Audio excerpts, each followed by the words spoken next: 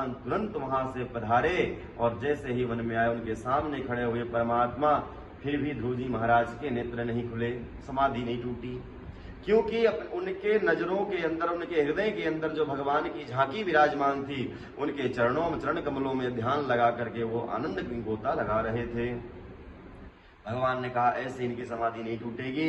जो अंदर भगवान की झांकी विराजमान थी उनके हृदय में, उस झांकी को जैसे ही भगवान ने अंतर ध्यान किया, अंदर से जैसे झटपटा करके ध्रुव जी महाराज खड़े हो गए। और जैसे ही आंख खुली तो जो अंदर परमात्मा विराजमान थे हृदय में, वही परमात्मा भा सामने प्रकट हो गए। बोले भक्तवत्सल भगवान की।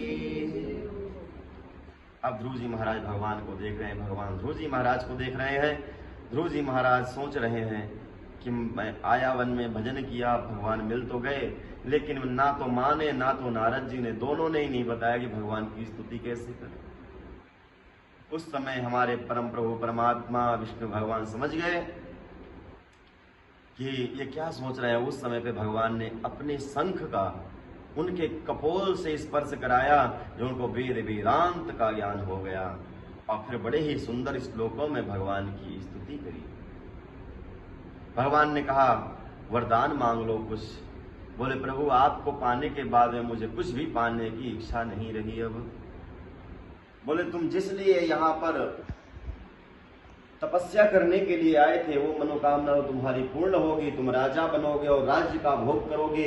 इसके बाद तुम्हारी भक्ति की पराकाष्ठा इतनी ऊंची थी कि मैं तुम्हारे लिए एक अलग से लोक का निर्माण कर रहा हूँ, लोक बना रहा हूँ। जिस प्रकार देवताओं के लिए स्वर्ग है, उसी प्रकार तुम्हारे लिए ध्रुव लोक बना रहा हूँ अलग से। और यहाँ पे राज्य का भोग करने के बाद तुम ध्रुव लोक में आकर के निवास करना। बोले भक्तवत्सल भगवान की।